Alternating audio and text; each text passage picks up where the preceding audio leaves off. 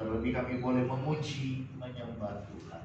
Biarlah jiwa kami, roh kami dipuaskan di dalam rumah Tuhan karena ada hadirat Tuhan.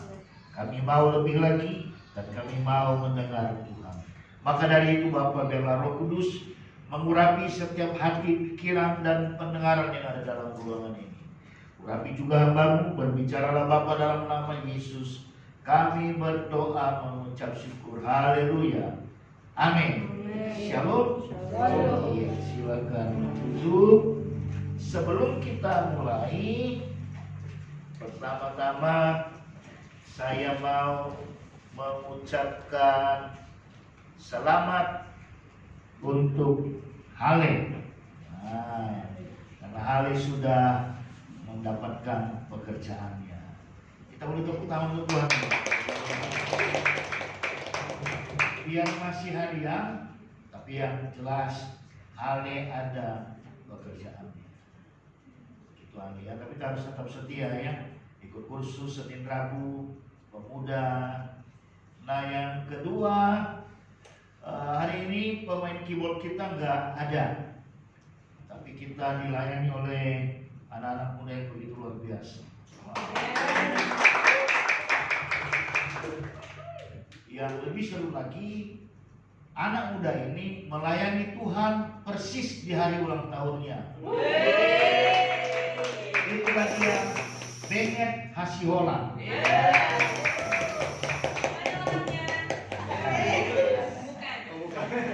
Oke, jadi selamat ulang tahun buat Benget yang ke-17 tahun. 21. Iya. Benget ini orangnya pemalu, tapi ketika dia sudah di instrumen musik, wah dia luar biasa. Ya. Dia main kajon oke, main gitar oke. Saya pun sebenarnya oke juga. Pegang gitar saya oke, pegang aja sih. Ya. Lalu tentunya tidak lupa untuk yang pertama sekali hadir, saya tidak tahu Pak siapa namanya, Ama siapa dipanggilnya? Ama Ziraluo. Dipanggil Ama siapa? Ama Cinta? Ama Haris Ziraluo. Iya. Ketika Pak Ama Haris datang, saya bersyukur sama Tuhan. Saya ingat kira-kira 25 tahun yang lalu Pak Ama Haris. Ya. Kumis saya lebih tebal daripada kumis Bapak. 25 tahun yang lalu. Bisa diputar-putar lagi. Tapi sekarang ini sudah gerimis. Jadi selamat datang Pak Ama Haris Ziraluo. Anggaplah ini rumah kita bersama. Baik, kita akan segera masuk dalam pemberitaan firman. Hari ini kita mau belajar satu hal yang saya beri tema pikul, salib, dan sangkal diri. Hari ini kita ada di minggu terakhir bulan Maret, masuk di dalam persiapan gereja untuk memperingati Jumat Agung dan Paskah. Paskah dan Jumat Agung tahun ini luar biasa. Kenapa? Yang pertama-tama adalah dia bersamaan dengan saudara kita, mereka berpuasa. Tapi yang paling luar biasa adalah hari ini ketika kita sedang mempersiapkan diri untuk Jumat Agung pada tanggal 15 April yang akan datang. Jadi tinggal 18 hari lagi. Tentunya Paskah hari Minggunya pada tanggal 17. Mari kita jadikan peristiwa-peristiwa ini bukan hanya sekedar sebagai sebuah peristiwa monumental ataupun sejarah ataupun ingat-ingatan, tapi hari ini ketika kita mulai memperingati itu, kita akan semakin meningkatkan kualitas kehidupan kerohanian kita. Yang setuju katakan amin. Nah, berbicara tentang persiapan menuju Paskah, persiapan menuju Jumat Agung, kita patut bersyukur karena di sisi lain kehidupan dunia akan semakin normal. Per 1 April Dikatakan perjalanan-perjalanan lebih mudah ya untuk jemaat yang di Singapura. Doakan kalau confirm tanggal 1 April kita bebas keluar dan masuk. 9 April malah katanya nggak perlu lagi pakai masker di sana. Doakan agar kita kembali boleh mengadakan ibadah di Singapura. Itulah dia Tuhan ya. Tuhan akan terus bawa kita naik, tidak menjadi turun. Kalau nanti Singapura buka, wah luar biasa. Buka Singapura, ada di Batam. Tuhan Yesus itu baik, ya. Tuhan Yesus itu baik. Di tengah-tengah kita, sebenarnya Tuhan sudah persiapkan sumber daya yang mumpuni menurut saya.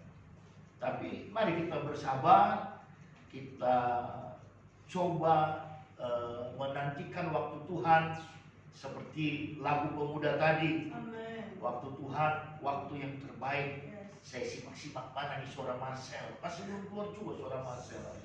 Ya, minggu depan tolong pemuda cari lagu yang dimulai dengan solo. Solisnya itu Marcel. Baru diikuti yang lain. Ya, itu dia. Jadi waktu Tuhan yang terbaik. Jujur setiap ibadah di tempat ini, saya menantikan suara-suara emas itu bisa saya nikmati. Salah satunya suara Pak Abah Ali. Oh, saya senang sekali, serius. Ya. Jujur ketika dulu sebelum bertobat, kami ini suara-suara emas, Mas. Ya. Bisa sampai suara 5, tapi karena pengaruh minuman. Kita hari ini dalam rumah Tuhan, karena pengaruh apa? Pengaruh hadiratnya Tuhan. Jadi berbahagialah siapa yang memiliki amahale, entahkah itu inahale, entahkah si hale sendiri. Ya.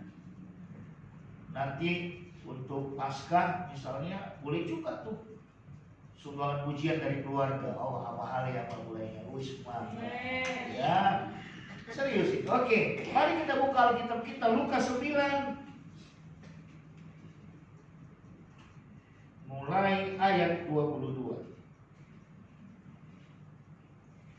Lukas 9 mulai ayat 22.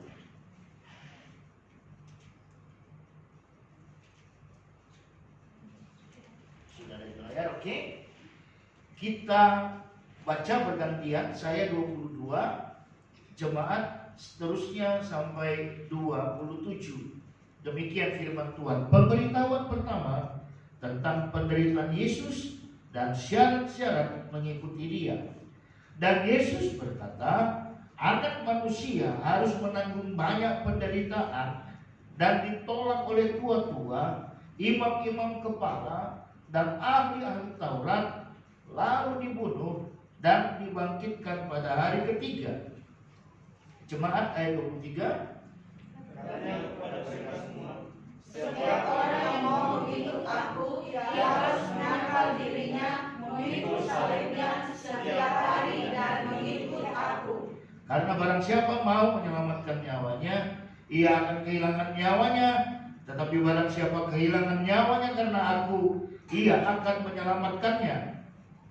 Apa gunanya seorang memperoleh seluruh dunia, tetapi ia membinasakan atau merugikan dirinya sendiri? Sebab barang siapa malu karena aku dan karena perkataanku, Anak manusia juga akan malu karena orang itu, apabila ia datang kelak dalam kemuliaannya dan dalam kemuliaan Bapa dan malaikat-malaikat kudus. Aku berkata kepadamu, sesungguhnya di antara orang yang hadir di sini ada yang tidak akan mati sebelum beriman kerajaan Allah. Ya. Catatan menarik. Pertama sekali Yesus memberitahukan tentang kematiannya.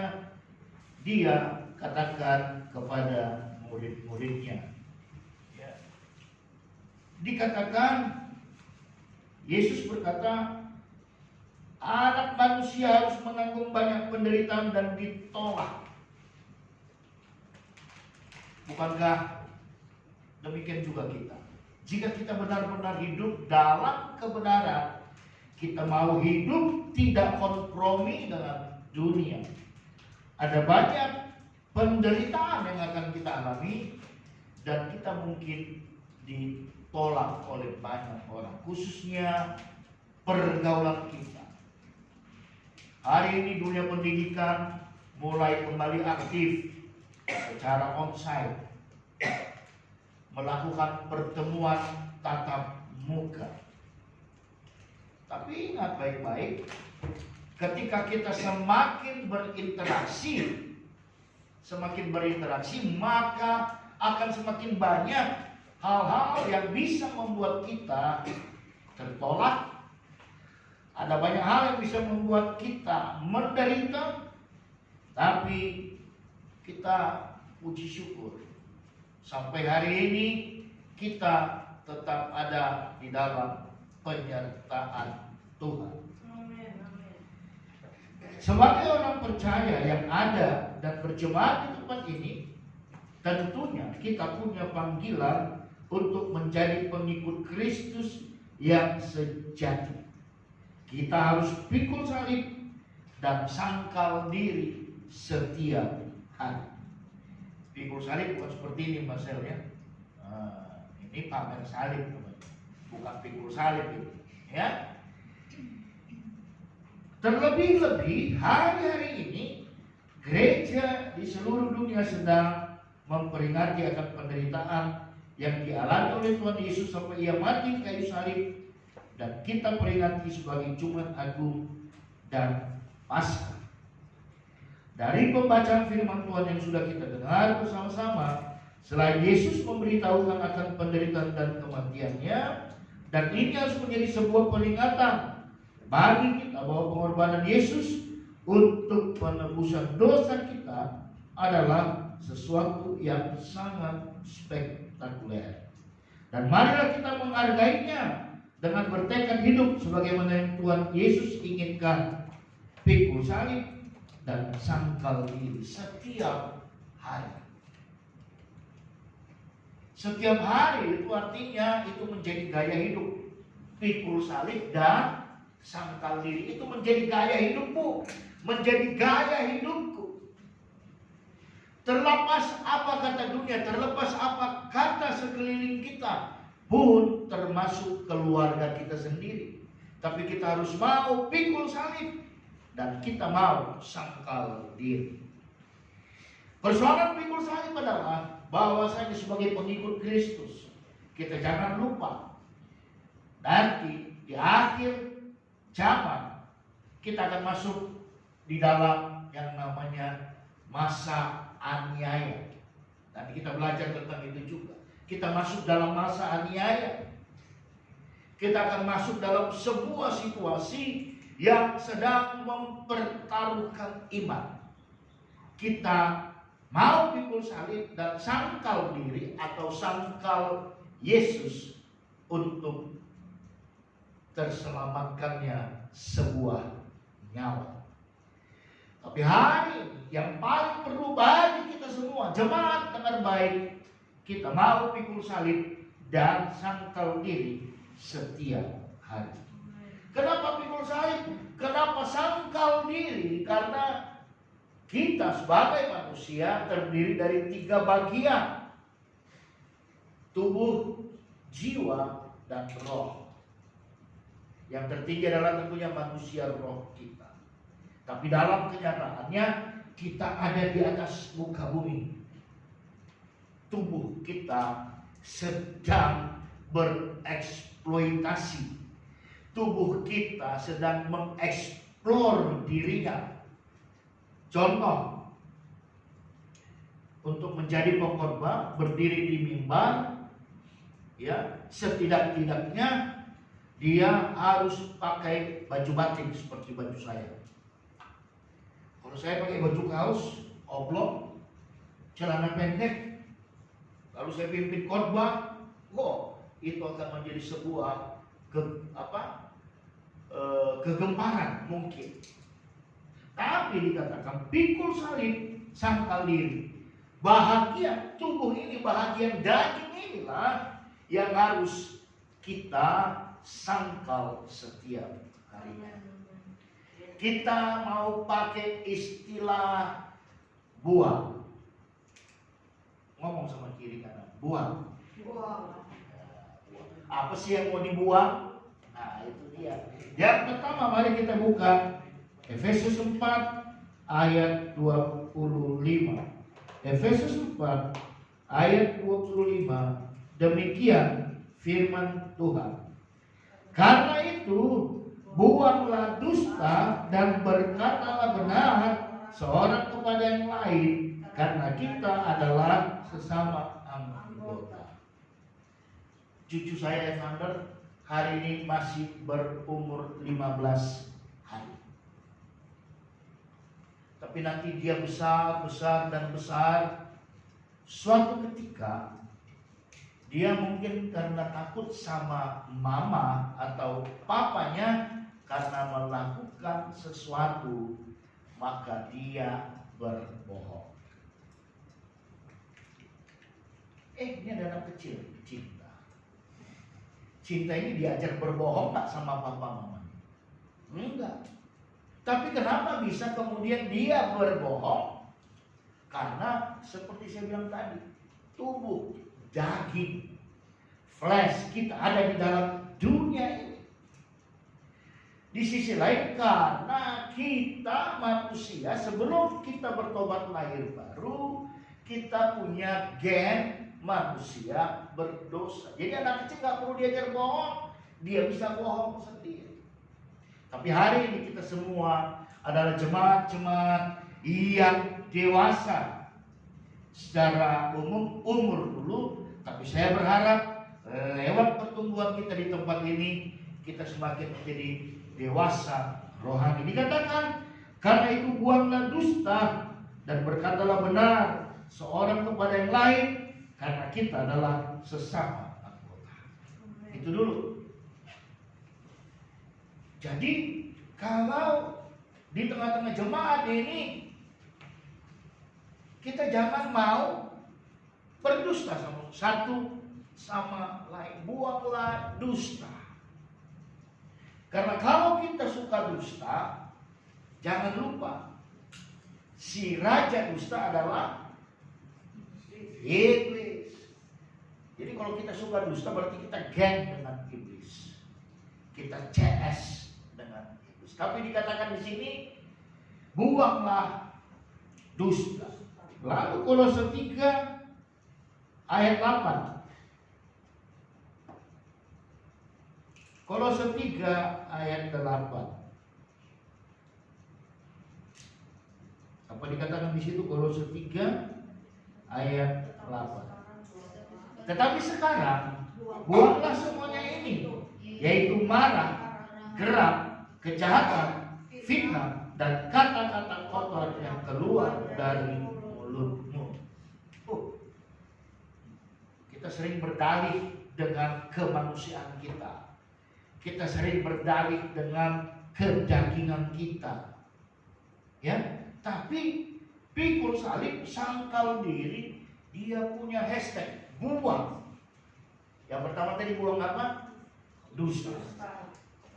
Kalau kita tukar ke lagu sekolah minggu, bohong, bohong, bohong, itu dosa. Oke? Di Kolose 3:8 dikatakan, tapi sekarang buanglah semuanya ini, yaitu marah, geram, kejahatan, fitnah, dan kata-kata kotor yang keluar dari mulut. Oh, Salomon sekali-sekali kau perlu ke Nias, Salomon. Kalau di kampung kami orang Nias yang gak kenal Tuhan, ya, yang gak takut Tuhan, aduh, kalau dia mau mati itu omongan, aduh, ngeri. Dari utara sampai ke selatan dia sebut. Dari dunia orang mati sampai dunia orang hidup bisa disebut. Tapi kita di sini tidak, karena kita per hari ini 27 Maret sudah membuang itu semua. Setuju ya? Buang. Ya. Jadi si Dina kalau kena tegur sama bunda, kena marah, jangan balik marah di hatimu. Kayak Vander, dia suka. Nah, ya. Kalau Messi dimarahi sama papinya nanti, jangan balik marah. Memang situ aja bisa marah. Nah, Jadi kita bukan nggak boleh marah. Kalau misalnya Dina salah ya dimarahin dia. Tapi kalau Dina nggak ada salah apa-apa dimarahin, itu maksudnya. Lalu dikatakan di sini geram. Geram itu apa maksudnya? Geram. Saya bisa kasih contoh begini. Maksud hati memeluk gunung, sanggup. Apa daya tangan tak sampai. Kita geram. Tapi nggak jadi. Tapi karena kita geram itu, sesudah geram maka kita marah. Sesudah kita marah, keluarlah kata-kata kotor tadi. Dikatakan juga kejahatan, fitnah.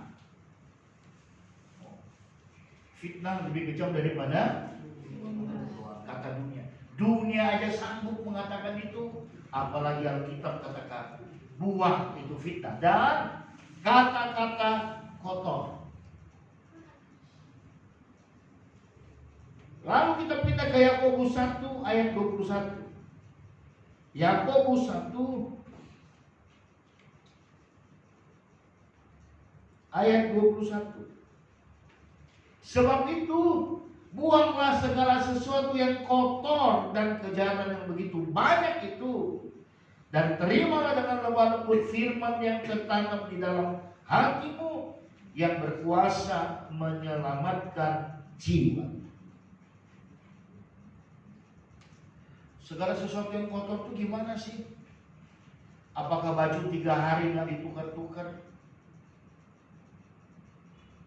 Oh, saya waktu bulan 10 ke mana? Ke Papua. Oleh karena tingkat pengetahuan dan pendidikan yang rendah, bisa aja baju dipakai 1 minggu mereka nggak terganggu itu, nyaman aja. Tapi dikatakan buanglah segala sesuatu yang kotor. Artinya mari kita tidak lagi hidup dalam hal-hal yang najis. Buanglah yang kotor.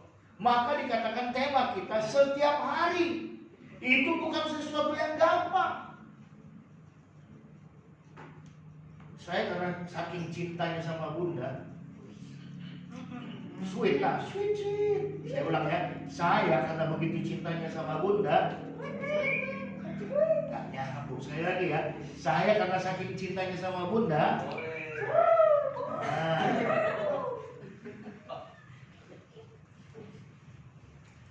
saya beli sesuatu makanan pengganti biar Bundanya ya kembali seperti masa jayanya 25 tahun yang lalu. Berapa harganya bang? Saya sebut sekian. Aduh, kau beli lagi mahal-mahal. Ya itulah bukti cintaku padamu. Coba asik. Bunda bilang, kau bilang cinta, tapi hari-hari kau marah terus. Artinya setiap hari yang katanya buang tadi itu harus kita kerjakan. Begitu. Cinta itu perlu pengorbanan, ya. Jadi itu mau bilang cinta.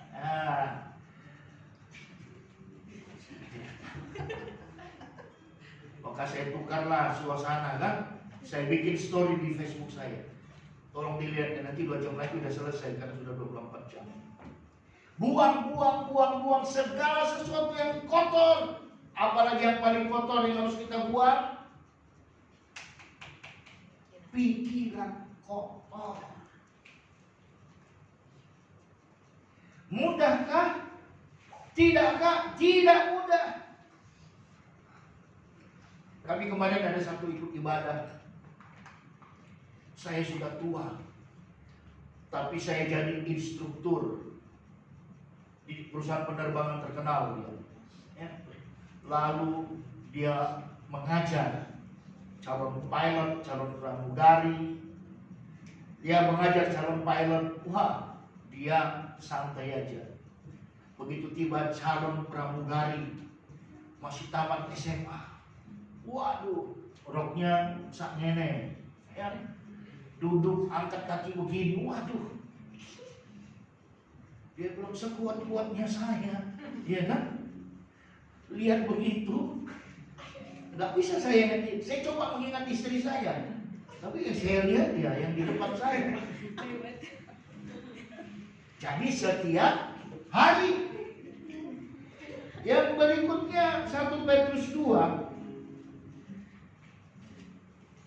1 Petrus 2 ayat 1.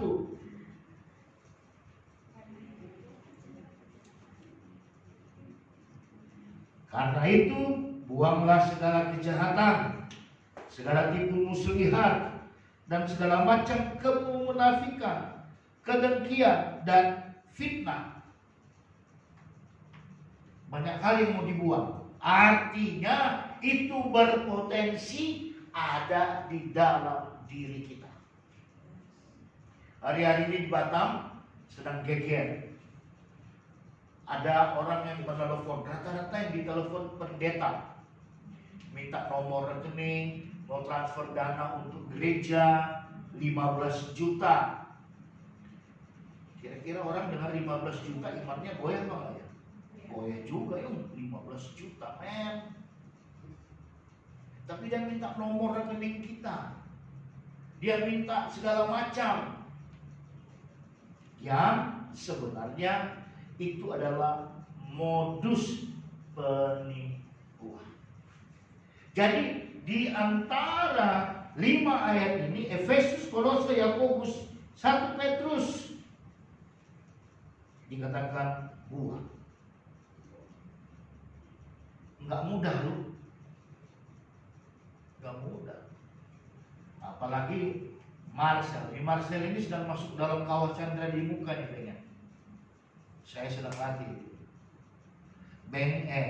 Marcel, jangan pernah kau matikan WA-mu, nonaktifkan WA-mu, karena di rumah kau pakai wifi. Kau nggak perlu takut kehabisan paket atau data. Masih juga, aduh. Yang capek ya Dina mau ke sana, kasih bangun, kau panggil Marcel. Dina pun dengan menggurut dia pergi. Kau gara-gara kau, aku capek.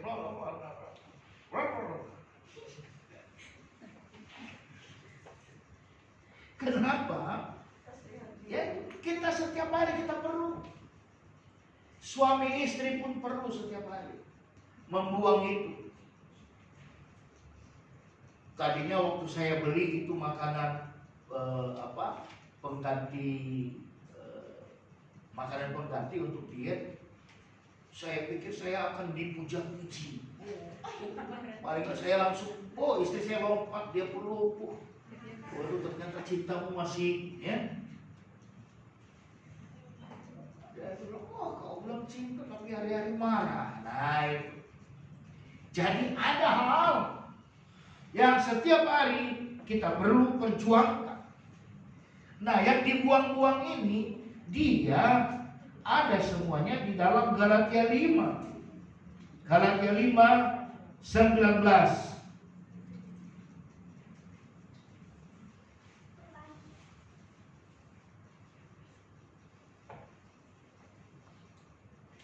Perbuatan daging telah nyata, yaitu percabulan, kecemaran, hawa nafsu, penyembahan berhala, sihir, perseteruan, perselisihan, iri hati, amarah, kepentingan diri sendiri, percideraan, roh pecah, kedengkian, kemabukan, pesta pora, dan sebagainya.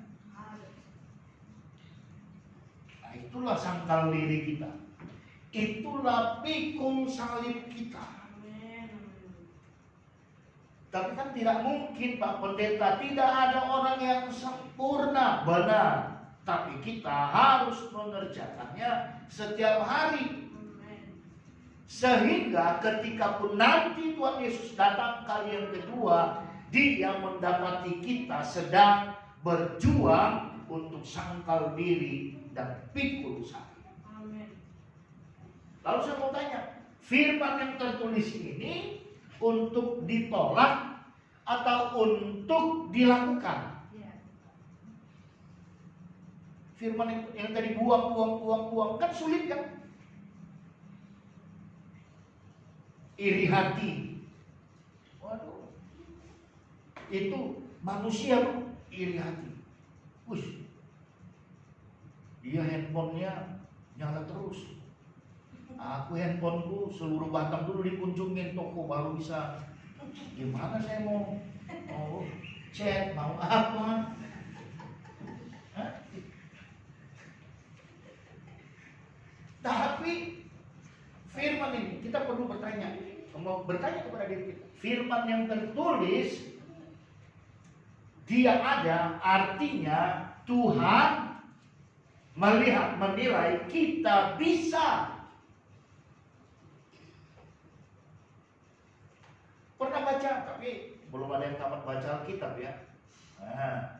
Belum ada yang baca Alkitab dari Kejadian sampai Wahyu. Enggak ada. Enggak ada di Alkitab. Kalau kau mau pergi ke sana, ya, terbanglah biar cepat sampai dari satu pohon ke pohon yang lain. Enggak ada. Karena itu sesuatu yang impossible. Monyet aja disuruh jalan dari Batam sampai ke Tanjung Pinang, lompat-lompat pohon, ya, mungkin di tengah jalan dia sudah jatuh, kecapean. Firman yang tertulis itu artinya kita bisa, katakan kita bisa. Bahkan tuh anak kecil cinta juga bisa. Gak boleh marah kalau papanya atau mamanya gak beli permen, gak boleh marah karena cinta bisa. Iya ya. Cinta aja giginya sudah ompong satu, cantiknya begitu luar biasa. Apalagi nanti kalau dua ompong. Kita lanjut. Firman yang tertulis itu bisa, kita bisa. Jangan pernah bilang nggak bisa. Dia ditulis agar kita bisa. Firman ditulis ini juga bukan untuk dibahas.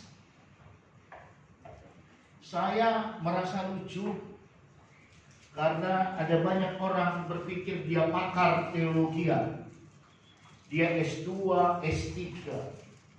Suatu ketika kami diskusi tentang penginjilan. Banyak kali teorinya. Kalau kita penginjilan harus A, B, C, D, E. Kalau kita mau mission trip harus A, B, C, D, E. Saya bilang, saya cuma pegang satu. Penginjilan itu katanya di Matius 28, pergilah. Bukan diskusilah. Buat teori lah, dikatakan pergilah. Maka kita harus punya firman seperti dikatakan di mana tadi? Di 1 Petrus 2 ayat 1, agar kita itu ya bisa benar-benar walaupun kita hidup di dunia, kita bisa menang. Kita lihat Amsal 3 ayat 6.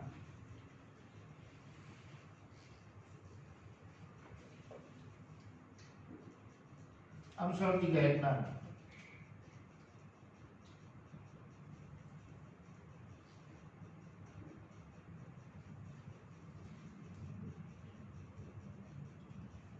Dapat Amsal 3 ayat 6. Amsal 3 ayat 6, demikian firman Tuhan. Akuilah dia segala lakumu, maka ia akan meluruskan jalanmu. Akuilah dia. Aku mengaku Tuhan. Efesus 4:25. Aku akan membuangnya. Aku mengaku Tuhan, Kolose 3 dan seterusnya. Maka ia akan meluruskan jalanmu. Lalu Kolose 3:23. Apapun yang kamu perbuat, perbuatlah itu. Yang kita buka Kolose 3:23. Apapun juga yang kamu perbuat, perbuatlah dengan segenap hatimu, seperti untuk Tuhan dan bukan untuk manusia. Bisa kita bilang sama Tuhan, Tuhan awas lo ya, gak lu jawab doa gua 1 minggu ini. Gua musuhan sama lu. Tapi tiba-tiba kita dengar suara, emang gua pikirin. Yang terakhir, Filipi 4 ayat 13.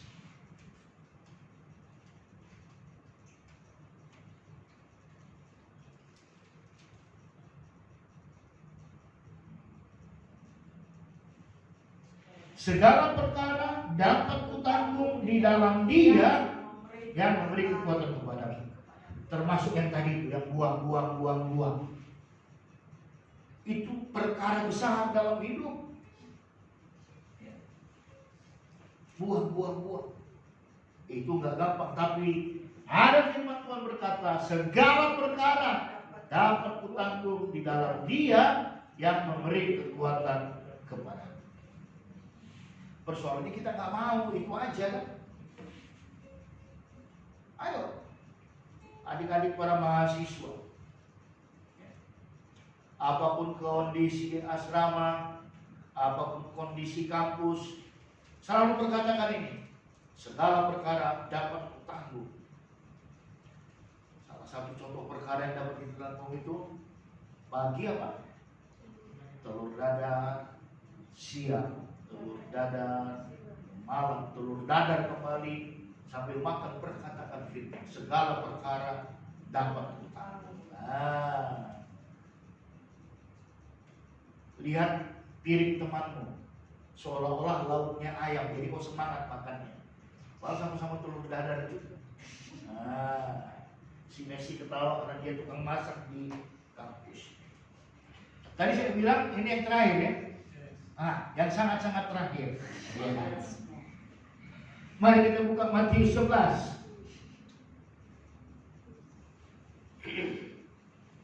Ayat 28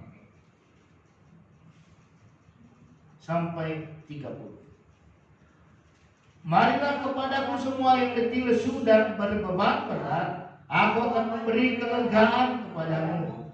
Pikulah yakku yang kupasang dan belajarlah padaku, karena aku lemah lembut dan rendah hati, dan jiwamu akan mendapat ketenangan. Sebab kuk yang kupasang itu enak dan bebanku pun ringan. Ternyata ketika saya belajar, saya renungkan perkataan, semua yang letih lesu dan berbeban berat itu terjadi karena kita tidak mau buang yang tadi itu.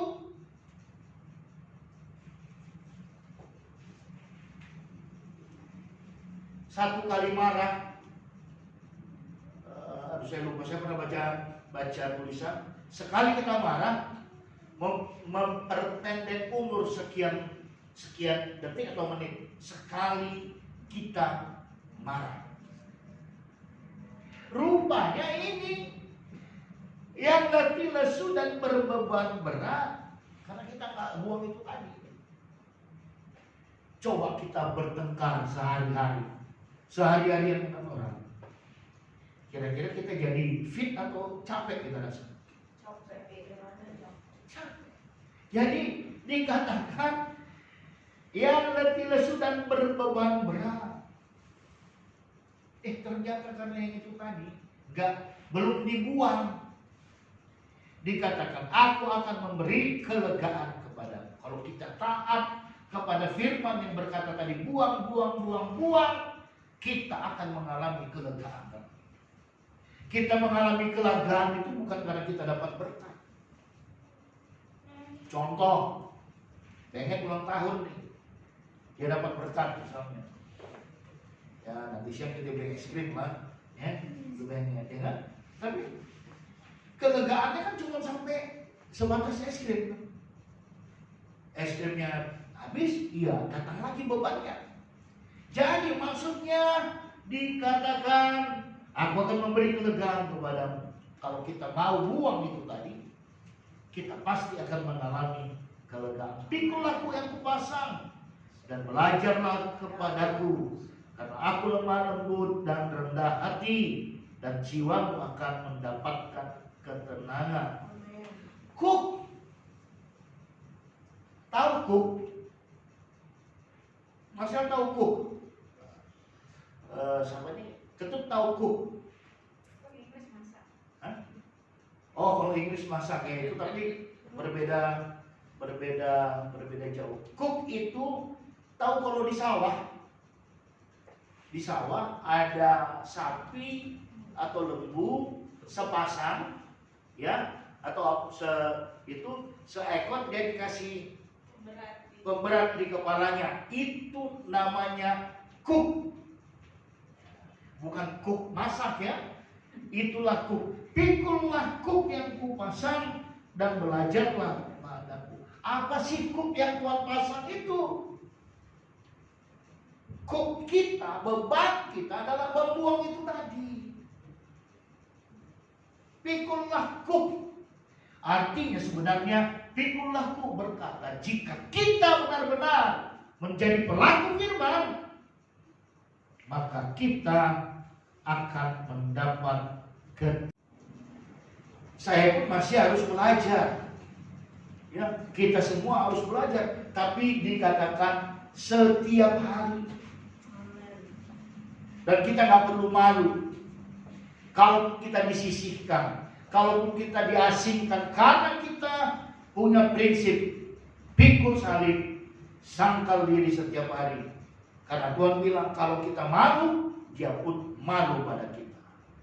Tapi kalau kita benar-benar mau menjadi pengikutnya, maka Tuhan pastikan kita akan mendapatkan kelegaan, kita akan mendapatkan ketenangan. Sampai di sini Tuhan berkati.